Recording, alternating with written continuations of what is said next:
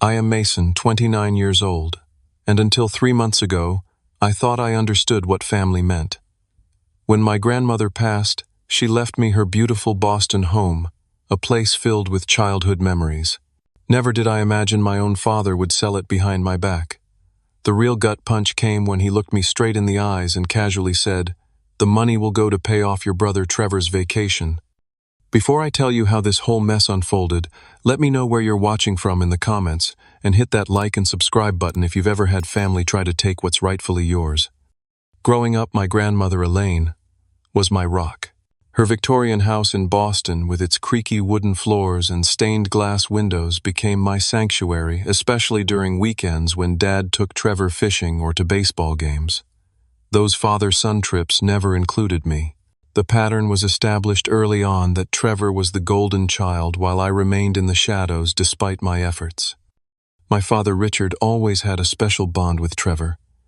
They shared the same boisterous love for sports and carefree attitude toward life. Meanwhile, I inherited my mother and grandmother's temperament, more reserved and thoughtful. Dad never understood my interest in architecture and design.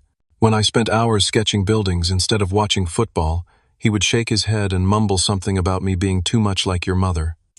Despite earning straight A's throughout school, winning a full scholarship to study architecture at Northwestern and landing internships at prestigious firms, my achievements rarely received more than a perfunctory nod from my father.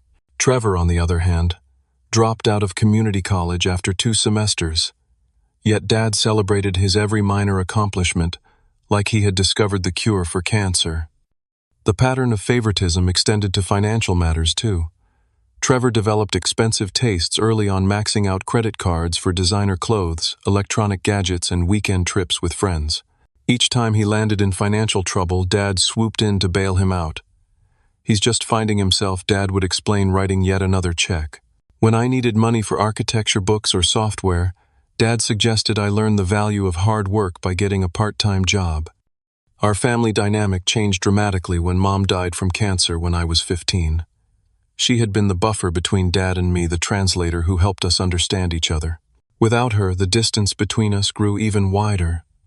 Trevor, then 17, became Dad's emotional crutch, and their bond strengthened while I drifted further into the background.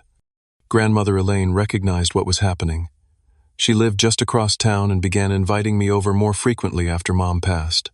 "Your father loves you," she would assure me, while teaching me to bake her famous apple pie, or helping with my geometry homework. "He just doesn't know how to show it to someone so different from himself."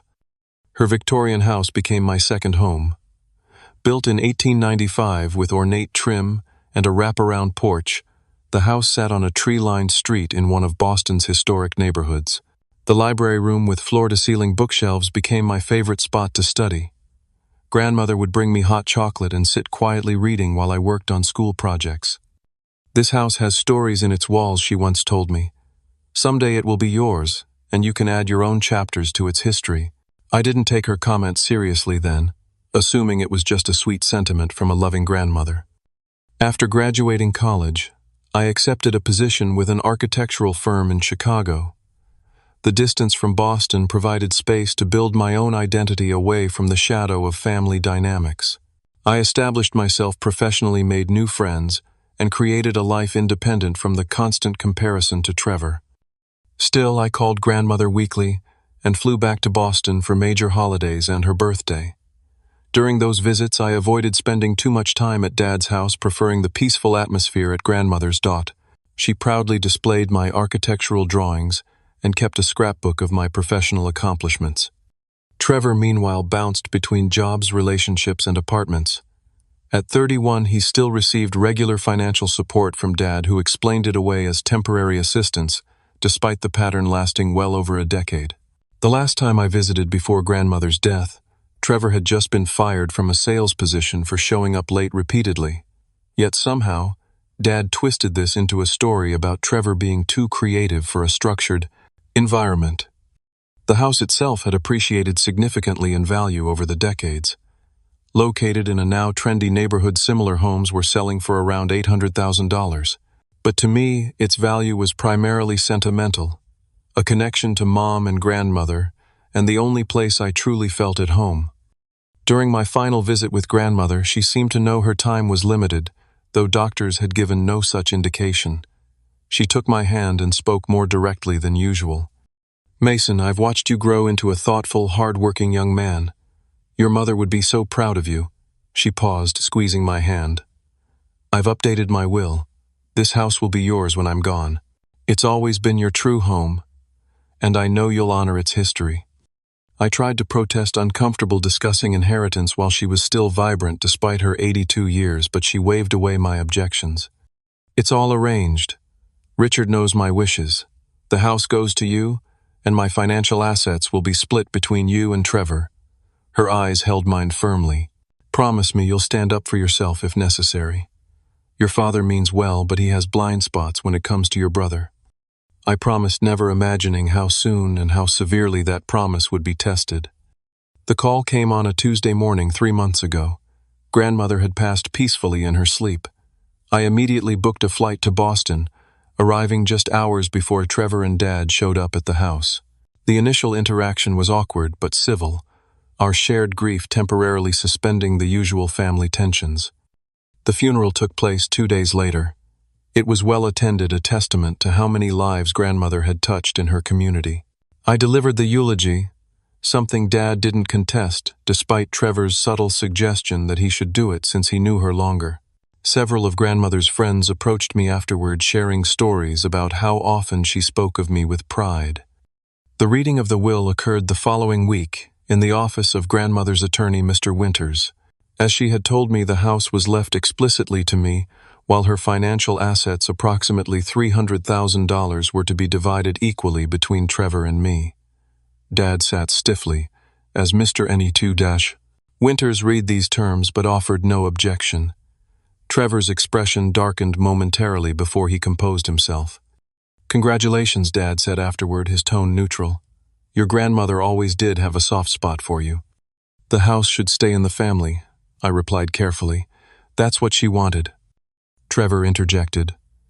"So what are your plans? Selling it and taking the cash back to Chicago?" There was an edge to his question that I chose to ignore. "No, I'm thinking about renovating and possibly moving back. I'd need to figure out job possibilities here first." To my surprise, Dad nodded approvingly. "It's a valuable property. Smart to hold on to it, especially in that neighborhood." The conversation felt like a tentative truce, the first time in years that Dad had endorsed one of my decisions. As we parted ways, I allowed myself to hope that grandmother's passing might somehow begin a healing process in our fractured family. The next few weeks were busy, as I took personal leave from my Chicago firm to begin organizing grandmother's affairs. The house needed some updating. The electrical system was outdated, and the kitchen hadn't been renovated since the 90s, but its bones were solid.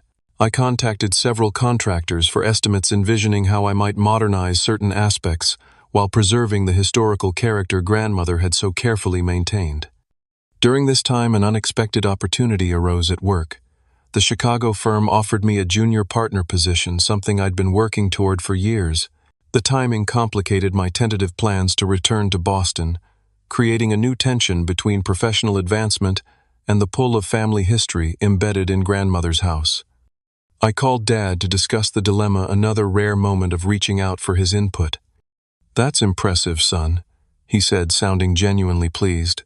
"Would they let you work remotely, part of the time? You could keep the house as a second home until you figure things out?" His supportive response caught me off guard and fueled my optimism about our relationship.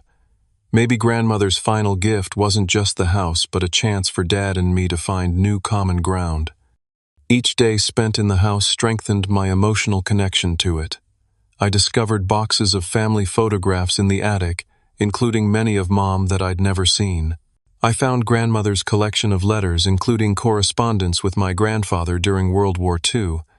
The house wasn't just a building, but a repository of family history.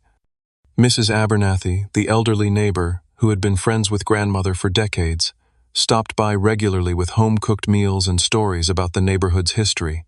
During one visit, she mentioned seeing Dad at the house recently. "Your father was here with some official-looking man last week," she said casually. "I assumed he was helping you with paperwork or something similar." The comment struck me as odd since Dad hadn't mentioned visiting the house, but I was busy sorting through grandmother's belongings and didn't give it much thought.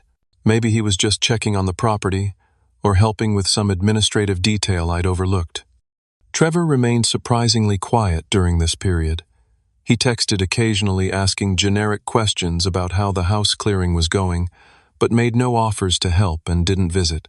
In one call, he mentioned planning a much-needed vacation now that his portion of the inheritance was coming through. I wished him well, glad that he seemed to be accepting the terms of grandmother's will without resentment. As I settled into a routine at the house, I began to envision my future there more concretely. One of the bedrooms could become a home office, allowing me to work remotely part-time if the Chicago firm agreed. The sunroom overlooking the garden would make a perfect drafting space with natural light streaming through the bay windows. For the first time since grandmother's passing, I felt a sense of purpose and direction. I even invited Dad over for dinner, cooking grandmother's signature roast chicken recipe. He seemed genuinely engaged as I showed him my preliminary renovation plans, offering practical suggestions about local contractors and permit requirements. The evening ended with him patting my shoulder awkwardly but affectionately, a gesture that felt like progress. "Your grandmother would approve of what you're doing here," he said as he left. "She always believed you had good judgment." Those words, so unlike his usual dismissive attitude toward my decisions, reinforced my growing hope that inheriting the house might be a turning point in our relationship. I fell asleep that night feeling more connected to my family legacy than ever before, unaware that the foundation of that connection was already being undermined. The call from Mrs. Abernathy came early on a Monday morning, her voice trembling with concern. "Mason, dear, there are people at your house moving furniture out. Big moving truck in the driveway. I thought you should know right away." My first thought was burglary. "Did you call the police?" "No, they have a company logo on their uniforms. Very official looking. The new owners are here too, measuring for curtains," they said. The words "new owners" hit me like a physical blow. What new owners? The house isn't sold. That's why I called, dear. They said they closed on the house last week. Young couple seem very nice, but I was certain you planned to keep the property. I immediately tried calling Dad, but the call went straight to voicemail. Same with Trevor. With growing panic, I booked the next flight to Boston, 3 agonizing hours during which my mind raced through possibilities, each more troubling than the last. The taxi from Logan Airport crawled through traffic as I repeatedly tried reaching Dad. When we finally turned onto Grandmother's Street, the sight that greeted me confirmed my worst fears. A sold sticker was plastered across the "for sale" sign in the front yard. The moving truck Mrs. Abernathy mentioned was being loaded with grandmother's antique dining set. I rushed toward the house, confronting a startled moving man. "Stop, this is my house. There's been a mistake." A woman in her 30s emerged from the front door. "Excuse me, who are you?" "I'm Mason Wright. This is my house. I inherited it from my grandmother." Her expression shifted from confusion to sympathy. "Oh, you must be Richard's son. He mentioned you might be upset. I'm Laura Delaney. My husband and I purchased the house last week." The world seemed to tilt beneath my feet. "That's impossible. My father had no right to sell this house. It was left to me in my grandmother's will." Laura looked uncomfortable. "I don't know what to tell you. We have all the proper documentation. The sale is complete, and we've already transferred the full amount." I demanded the name of their real estate agent, who reluctantly shared the sale details when I tracked her down by phone. The house had been listed 3 weeks earlier and sold for $760,000, well below market value for a quick sale. The paperwork had been processed through Wilson and Barrett Real Estate, with Richard Wright listed as the legal seller through power of attorney. Power of attorney. The phrase echoed in my head as I stood on the sidewalk watching strangers continue to empty my grandmother's house. My house of its contents. I had signed no such document, which could only mean one thing: forgery. I found a hotel room nearby and spent the afternoon making frantic calls to legal offices, most of which couldn't see me without an appointment. By evening, I had gathered enough information to confirm my suspicions. Someone had created fraudulent power of attorney documents, giving Dad control over the property, given the timing of Mrs. Abernathy's mention of Dad visiting with an official-looking man I suspected a notary had been involved in the deception. At 7:30 that evening, I drove to Dad's house, my hands shaking with rage and disbelief. Trevor's car sat in the driveway alongside Dad's. Of course they were together. They were always together. Dad opened the door with a beer in hand, his expression shifting from welcome to wariness when he saw my face. "Mason, didn't know you were coming by. No mention of the house. No acknowledgement of what he'd done. You sold grandmother's house." My voice sounded strange to my own ears, tight with suppressed fury. He sighed, stepping back to let me in. "Come inside. No need to discuss family business on the porch." Trevor lounged on the sofa, looking up from his phone with practiced innocence that couldn't quite hide the smugness in his eyes. "You forged my signature on power of attorney documents," I continued, ignoring Trevor completely. "You sold property that legally belongs to me." Dad had the audacity to look annoyed rather than guilty. "Sit down, Mason. You're overreacting." "Overreacting. You committed fraud. You stole my inheritance. Where's the money, Dad?" He took a long swig of beer before answering. "The money will go to pay off Trevor's vacation debts. He got himself into a bit of trouble in the Mediterranean." The casual way he said it, as if discussing a minor scheduling inconvenience rather than theft of nearly $800,000, left me momentarily speechless. Trevor interjected. "It wasn't just a vacation. It was an investment opportunity that didn't pan out." "Investment opportunity," I repeated flatly. "What kind of investment requires a Mediterranean cruise?" Dad waved his hand dismissively. "Some casino development deal. The details aren't important. What matters is Trevor owes some dangerous people about $200,000. So you stole my house to pay off his gambling debts. What about the other $560,000? There are penalties for early loan repayment, legal fees, and Trevor needs a cushion to get back on his feet." Dad spoke as if explaining simple mathematics to a child. "Besides, you're doing fine in Chicago. You don't need the house." "It's not about needing it. Grandmother left it to me. It was legally mine." Dad's expression hardened. "Your grandmother didn't understand the full situation. Trevor needs this money more than you do. You've always landed on your feet." The implication was clear. My independence and success were being used against me, while Trevor's repeated failures were once again being rewarded. The injustice of it burned in my chest. So because I worked hard and made something of myself, I deserve to have my inheritance stolen, while Trevor gambles away a fortune and gets bailed out again. Trevor stood up, finally dropping the innocent act. "Not everyone has it as easy as you, golden boy. Some of us have to take risks to get ahead." "Easy," I laughed bitterly. "Nothing has ever been easy. I just didn't expect handouts every time I screwed up." Dad stepped between us. "That's enough. What's done is done. The house is sold. The new owners seem like nice people who will take good care of it." The finality in his voice made the betrayal complete. He felt no remorse, no acknowledgement of the moral and legal lines he had crossed.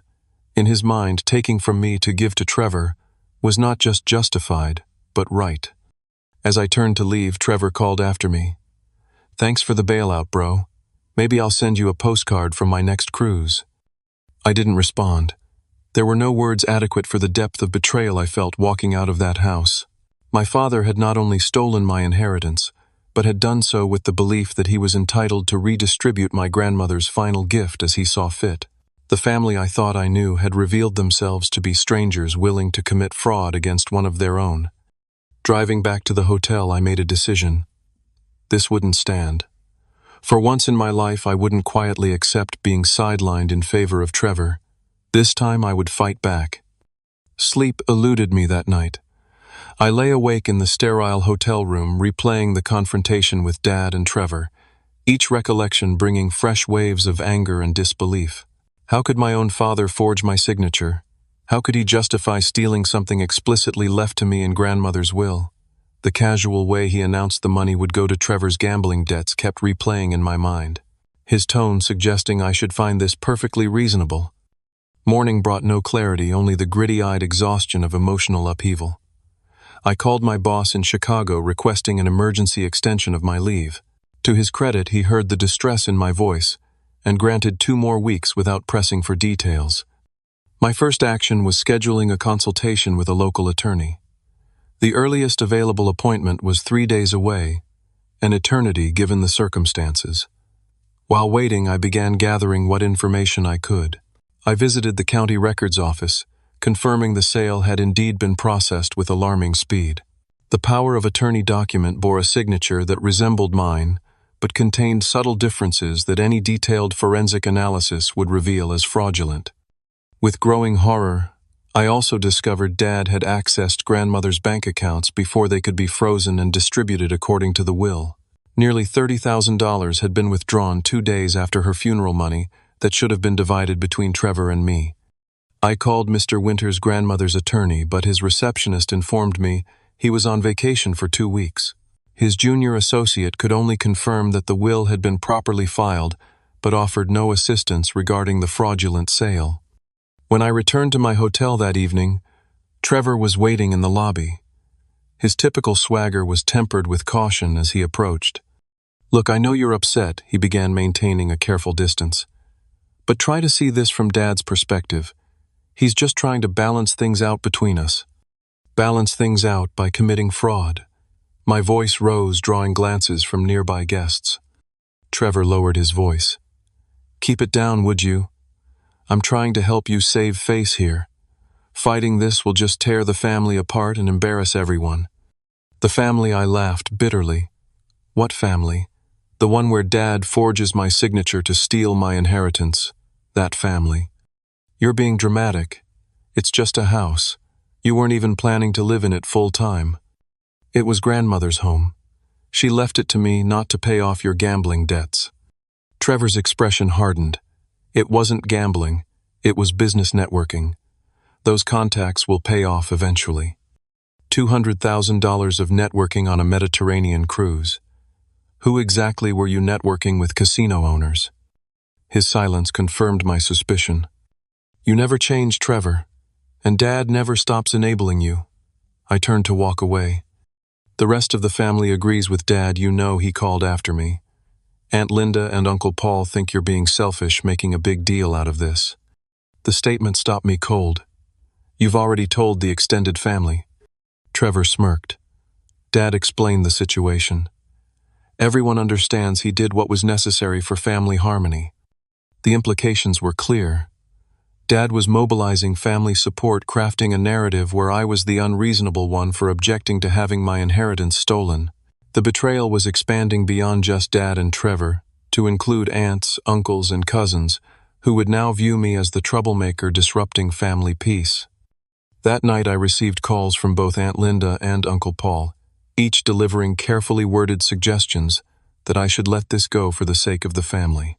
Neither directly addressed the forgery or theft, focusing instead on how Trevor has always struggled and your father was just trying to help both his sons in the ways they needed most. The gaslighting was so blatant it would have been laughable if it weren't so painful. Family members who had attended the will reading, who knew grandmother's wishes, were now pretending this criminal act was a reasonable family decision. I felt increasingly isolated, cut off from the support system I'd taken for granted. Even my cousin Emma, who had always been an ally, texted that while she understood my disappointment, family has to stick together through disagreements. Disagreements. As if fraud and theft were simple differences of opinion.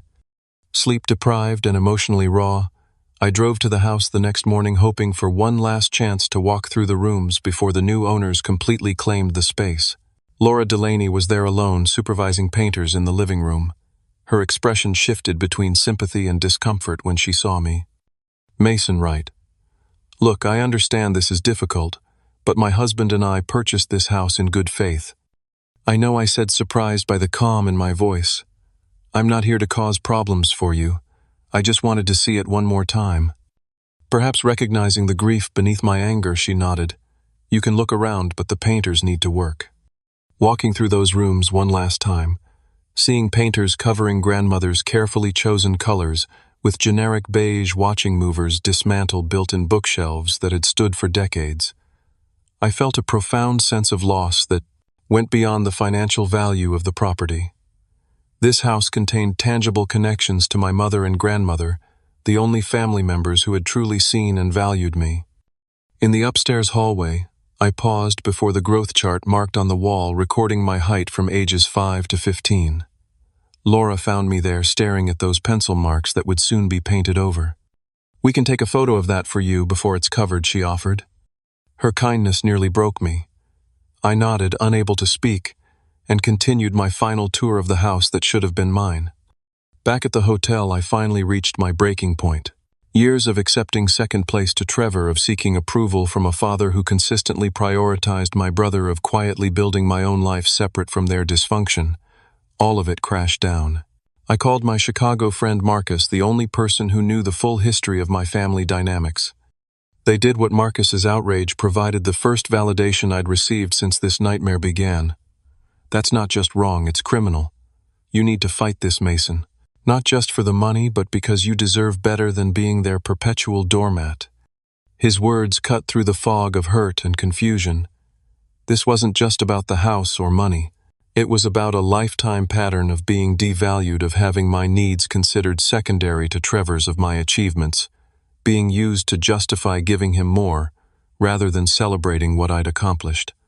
The next day, I requested a second meeting with Dad, hoping a calmer conversation might penetrate his certainty. He agreed, suggesting we meet at a local diner rather than his home. The neutral setting did nothing to soften his position. If anything, being in public forced him to double down to avoid admitting wrongdoing. "You've always been fine on your own, Mason," he said, stirring his coffee. "Trevor needs help. He always has. Your grandmother didn't understand that. So you decided to override her explicit wishes, to commit forgery and fraud." Dad flinched at the words but recovered quickly. "I did what was necessary for this family. Trevor would have been destroyed by those debts. And what about me? What about what I need?" "You." He looked genuinely puzzled. "You've never needed anything from me. You've made that abundantly clear with your independence." The statement revealed the twisted logic that had shaped our relationship for decades. My self-sufficiency, born partly from necessity after being repeatedly overlooked, had become justification for further neglect. Meanwhile, Trevor's dependence was rewarded with unlimited support and resources. "That's not how family is supposed to work, Dad. You don't punish capability and reward failure." "I'm not punishing you. I'm helping Trevor. By stealing from me." He sighed heavily, checking his watch. "I need to get back to work. I was hoping you'd be reasonable about this." As he stood to leave, I realized with absolute clarity that no argument would change his mind. In his worldview, taking my inheritance to bail out Trevor was not just acceptable but right. The house had never been mine in his eyes, despite grandmother's will, despite the law. Walking back to my hotel, I made my decision. This wasn't just about the house anymore. It was about standing up against a lifetime of being dismissed and devalued. For once, I wouldn't quietly accept being sacrificed for Trevor's benefit. I called Marcus again. "I need recommendations for the best lawyer specializing in inheritance fraud and elder law in Boston. Price is no object." It was time to fight back. The attorney's office was located in a converted brownstone near Boston Common, its understated elegance suggesting success without ostentation. Patricia Wilson, recommended by 3 separate legal contacts as the best elder law and inheritance fraud specialist in Massachusetts, greeted me with a firm handshake and direct gaze.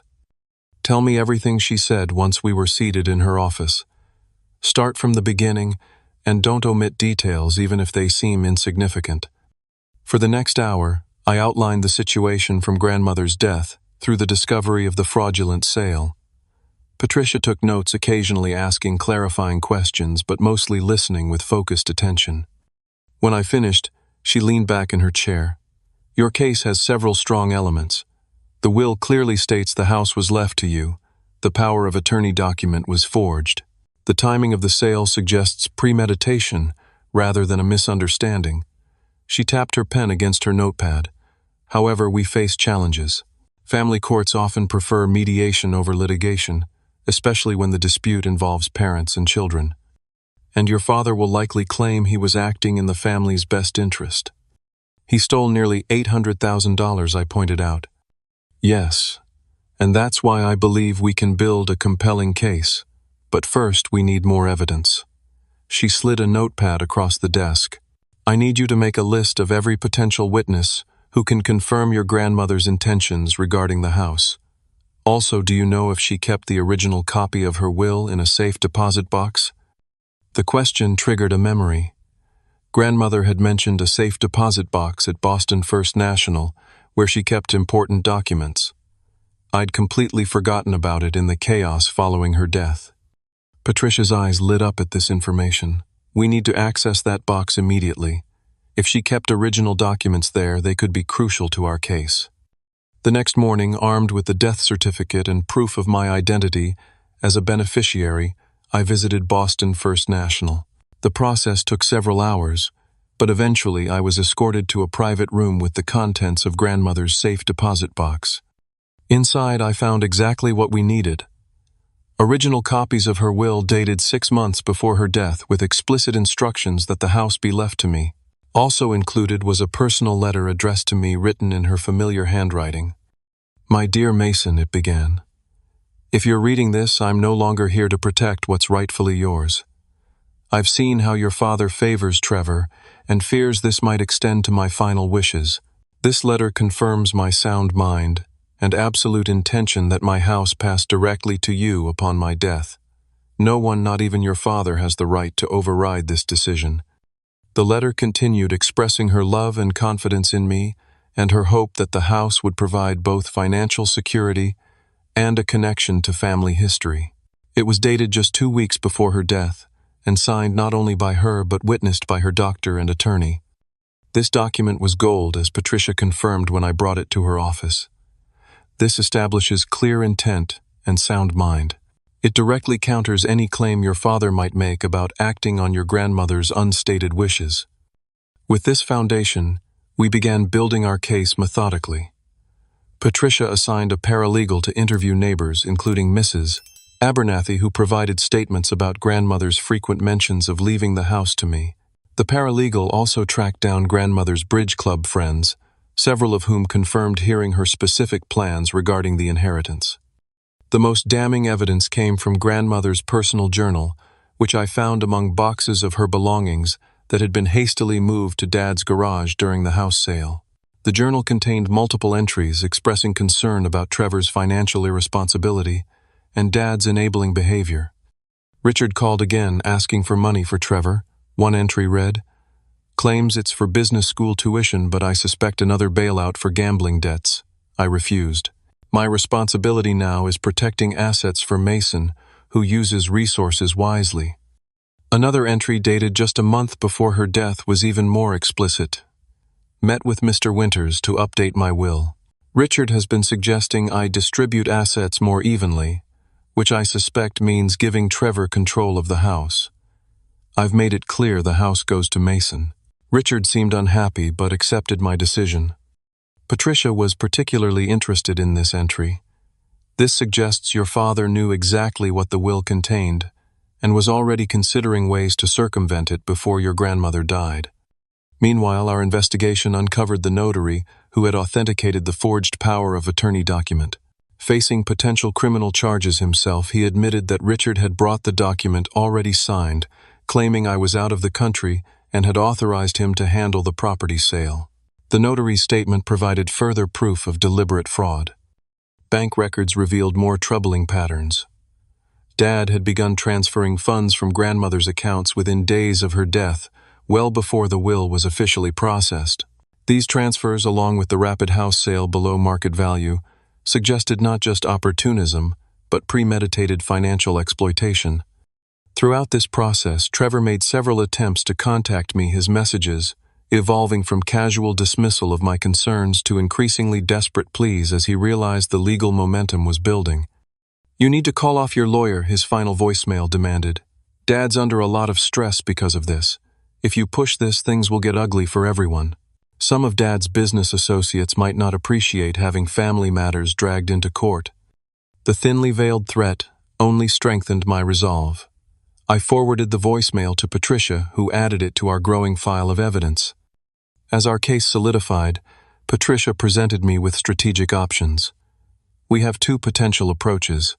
We can pursue civil remedies demanding full restitution of the property value plus damages, or we can push for criminal charges, fraud, elder, financial abuse, and forgery. All carry potential jail time in Massachusetts. The thought of my father in jail despite everything gave me pause. What's the third option? Patricia smiled slightly. We prepare for both paths, but begin with a settlement offer. Your father returns the full sale amount plus damages and acknowledges his wrongdoing, or we proceed with both civil and criminal cases. He won't agree to that, I said. He still believes he was justified. People's perception of justification changes rapidly when facing prison time, Patricia replied. Let's see what happens when he understands the full consequences of his actions. With our strategy set, Patricia drafted a detailed letter outlining the evidence against my father, the potential civil and criminal penalties, and our settlement terms. The letter concluded with an invitation to meet with our legal team before we filed formal charges. Trevor called within hours of the letter's delivery, his voice shaking with anger and fear. What the hell are you doing, criminal charges? Are you trying to destroy this family? The family was damaged when Dad stole my inheritance, I replied calmly. This is just the consequence. He was trying to help me. By committing fraud against me, that's not help, Trevor. That's crime. There was a long pause before he spoke again, his voice quieter. What if we return half? Dad's already spent some of it on my debts, but we could work out payments for the rest. Full restitution, or we proceed with all charges. Patricia will expect your father's response within 48 hours. As I ended the call, I felt a strange calm replacing the hurt and anger that had driven me for weeks. For the first time in my life, I was refusing to be the family sacrifice. Whatever happened next, I would no longer be the one expected to give up what was rightfully mine, so Trevor could be rescued from his own mistakes. The stage was set for the final confrontation. The conference room at Patricia Wilson's law office projected quiet authority with its oak table, leather chairs, and views of Boston Common. I arrived early, reviewing our strategy once more while Patricia arranged documents in precise stacks before her. Remember, she advised, stay calm regardless of what's said. Let me do most of the talking. Your father and his attorney will likely attempt to provoke an emotional response to undermine your credibility. Dad arrived precisely on time, accompanied by a silver-haired man carrying an expensive briefcase. Trevor followed behind them, though he hadn't been invited to the meeting. Patricia raised an eyebrow but nodded when I indicated it was acceptable for him to stay. Mr. Wright, Patricia began once everyone was seated. I'm Patricia Wilson, representing your son Mason in this matter.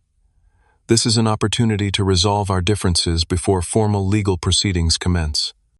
Dad's attorney, who introduced himself as James Harrington, responded with practiced cordiality. We appreciate the chance for discussion, though we believe this situation has been greatly misconstrued. My client was acting in good faith to address family financial needs. Patricia's smile remained pleasant as she opened the first folder. Let's clarify the facts, shall we? Elaine Wright's will explicitly left her house to Mason. Within weeks of her death, Richard Wright created fraudulent power of attorney documents, sold the property significantly below market value, and diverted the proceeds primarily to his other son's gambling debts. Harrington shifted uncomfortably. Mr. Wright believed he was honoring his mother's unstated wishes to provide for both her grandsons equitably. Interesting theory, Patricia replied, opening another folder. However, we have multiple documented statements from Mrs. Wright explicitly confirming her intention that the house go to Mason. She slid copies of grandmother's letter and journal entries across the table. As Harrington reviewed the documents, Dad's confident expression began to falter. Trevor, watching from a chair against the wall, leaned forward with growing concern. Additionally, Patricia continued, we have the notary's signed statement admitting the power of attorney document was improperly executed, bank records showing systematic withdrawal of funds prior to proper probate, and evidence of the farkin, property being intentionally undervalued for quick sale. She laid out each piece of evidence, methodically building an irrefutable case of premeditated fraud. I watched Dad's face as the reality of his situation became increasingly clear. The self-righteous certainty that had characterized our previous conversations was gradually replaced by something I'd rarely seen directed at me: respect tinged with fear. Harrington requested a brief recess to confer with his client. When they returned 20 minutes later, the attorney's demeanor had shifted noticeably. "We're prepared to discuss settlement terms," he announced. However, Mr. Wright maintains that his actions were motivated by family considerations rather than malicious intent. Patricia nodded. "Motivation is irrelevant to the facts of the case. Our terms are straightforward: full restitution of the property's fair market value, estimated at $820,000, plus $100,000 in damages for emotional distress and legal costs." "That's nearly $1 million, Trevor exclaimed from his corner. "Where are we supposed to get that kind of money?" Patricia turned her cool gaze to him. "Perhaps from whatever remains of the fraudulently obtained funds, or by selling other assets. The alternative is civil judgment, followed by criminal prosecution for fraud, forgery, and elder financial abuse. The latter carries potential incarceration." Dad paled visibly at the word incarceration. Harrington placed a restraining hand on his arm before he could speak. "We'll need assurance that criminal charges will be dropped if financial settlement is reached," the attorney countered. "We're prepared to focus solely on civil remedies if full restitution is made," Patricia agreed. "However, we require a signed admission of wrongdoing and public apology, in addition to financial compensation." "Public apology," Dad finally spoke, his voice strained. "You want to humiliate me?" I leaned forward, meeting his eyes directly. "I want acknowledgement of what you did, not just to me but to grandmother's memory and wishes." "I was protecting this family," he insisted, though with less conviction than before. "Trevor would have been ruined by those debts." "So you ruined me instead." I kept my voice level despite the emotion rising in my chest. "You chose to sacrifice my inheritance rather than let Trevor face consequences for once." Trevor interjected. "Those guys weren't just debt collectors, Mason. They were dangerous. Dad was trying to keep me safe." "By committing crimes against me," I replied. "That wasn't protection. That was choosing one son over the other, like always." A heavy silence fell over the room. Dad stared at the documents spread across the table, evidence of his betrayal laid bare in black and white. "I never thought it would come to this," he finally said. "I never thought you'd actually fight back." The statement revealed more than he intended. All those years of quietly accepting second place, of building my life apart from their drama, had led him to believe I would accept this final injustice too. For the first time, I saw clearly how my independence had been misinterpreted as indifference, my self-sufficiency, as emotional detachment. "I've been fighting my whole life, Dad, just not in ways you recognized." Harrington cleared his throat. "Perhaps we could discuss payment terms. My client may need time to liquidate assets to meet these financial obligations." Patricia nodded. "We can structure a payment plan provided the initial sum of $300,000 is transferred within 30 days, with monthly payments thereafter." The negotiation continued for another hour, working through details of the settlement agreement. Throughout the discussion, Dad remained subdued, occasionally glancing at me with an expression I couldn't quite interpret. Trevor grew increasingly agitated as he realized the full financial implications, eventually storming out when it became clear Dad would have to sell his vacation property to meet the settlement terms. As the meeting concluded, Dad signed the preliminary agreement, acknowledging his wrongdoing and committing to full financial restitution. The formal apology would be delivered at a family gathering once the initial payment was made. When Harrington stepped out to make copies of the signed documents, Dad and I were left momentarily alone. He looked older than I remembered, the weight of consequences finally settling on his shoulders. "I convinced myself I was being fair," he said quietly, "balancing things between you and Trevor. By stealing what was legally mine." He winced. "I told myself you didn't need it, that you were successful on your own while Trevor needed help. That's been the story my entire life, Dad. Trevor needs help, so Mason gets less. Trevor struggles, so Mason's achievements don't matter." "That's not true," he protested, but without conviction. "It is true, and this time it crossed from unfair to illegal." I gathered my papers, preparing to leave. "You know what's ironic? If you'd just asked me for help with Trevor's situation, explained the danger he was in, I might have offered to sell the house voluntarily and share the proceeds. But you never considered that option, did you? The possibility clearly hadn't occurred to him. In his mind, I had always been the independent one needing nothing while Trevor's needs took precedence by default. Would you really have done that? He asked. We'll never know. You chose fraud instead of honest conversation. As Patricia returned with the finalized documents, I felt a strange mixture of vindication and sadness. I had finally stood up against the family pattern that had defined my life, but the victory came at the cost of whatever fragile relationship might have been possible with my father. Walking out of the office that day, I knew something fundamental had shifted, not just in how my father and brother saw me, but in how I saw myself. No longer the quiet one who stepped aside for family peace. No longer the reliable son whose needs could be indefinitely deferred. For better or worse, I had finally demanded the respect that had been withheld for decades.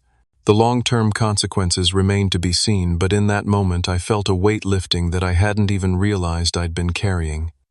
The settlement unfolded largely as agreed over the following months. Dad sold his lakeside vacation home to make the initial payment, and monthly installments followed from liquidating investment accounts. The full restitution would take 2 years to complete, but Patricia had structured the agreement with sufficient legal safeguards to ensure compliance. The question of criminal charges weighed on me heavily. Though we had grounds to pursue prosecution regardless of the civil settlement, I ultimately decided against it, not from any residual sense of family loyalty, but because incarceration seemed an empty punishment that wouldn't undo the damage already done. The financial consequences and public acknowledgement of wrongdoing seemed sufficient retribution for a man whose self-image was built on being the family patriarch and provider. With the first substantial payment in hand, I faced decisions about how to use the reclaimed inheritance. The house itself was gone, sold to the Delaney's, who had already begun extensive renovations. While legally I could have challenged their ownership as buyers of fraudulently sold property they had purchased in good faith, and displacing them felt unnecessarily punitive. Instead, I established the Elaine Wright Memorial Scholarship at grandmother's alma mater, dedicating $50,000 to support female architecture students. The gesture felt like a way to honor her memory beyond the physical structure she had left me, extending her legacy to future generations of creators and builders. The remaining funds allowed me to purchase a brownstone in Chicago's Lincoln Park neighborhood, not far from my firm's offices. The property, built in 1902, possessed some of the same architectural character as grandmother's house, with bay windows and ornate woodwork that reminded me of her home.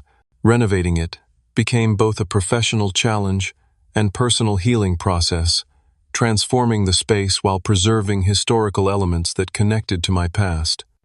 My relationship with Dad and Trevor entered a new phase characterized by careful distance rather than active conflict.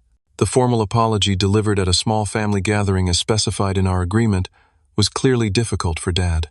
Standing before assembled relatives, many of whom had initially supported his actions, he acknowledged forging documents, selling property that wasn't his to sell, and violating both legal standards and family trust. I believed I was solving one problem, he admitted, voice strained but steady, but instead created a greater injustice.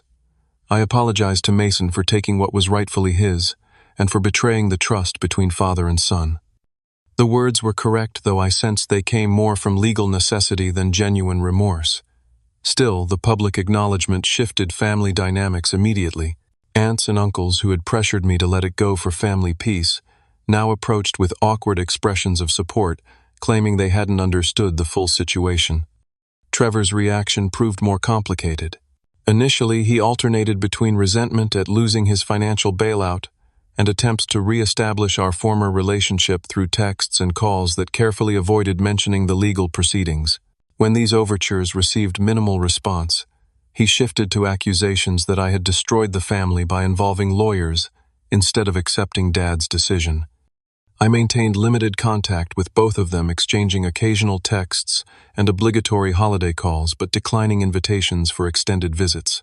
The boundaries felt necessary for my own well-being, a recognition that genuine reconciliation would require changes neither seemed capable of making.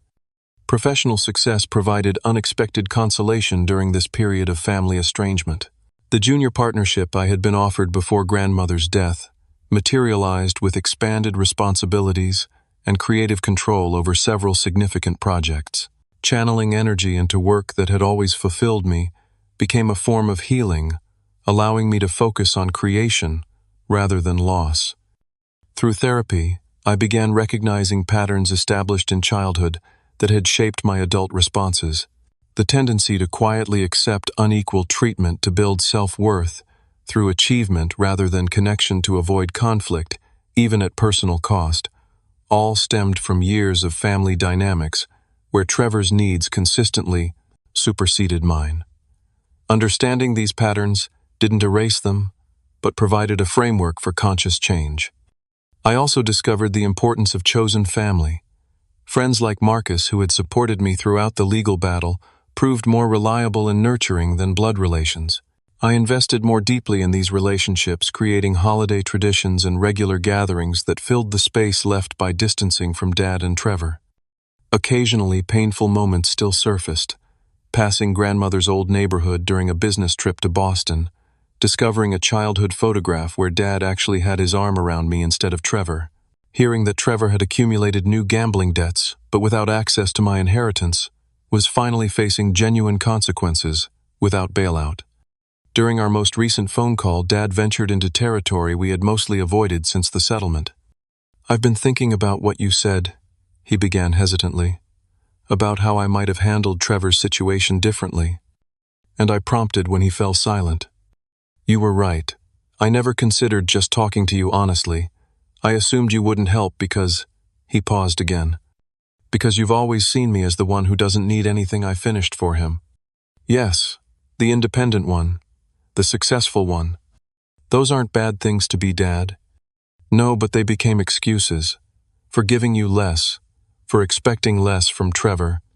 The admission surprised me, suggesting reflection I hadn't thought him capable of. Whether it signaled potential for genuine change remained uncertain, but it offered a glimmer of possibility where I had seen only permanent estrangement. Trevor's journey proved more predictable.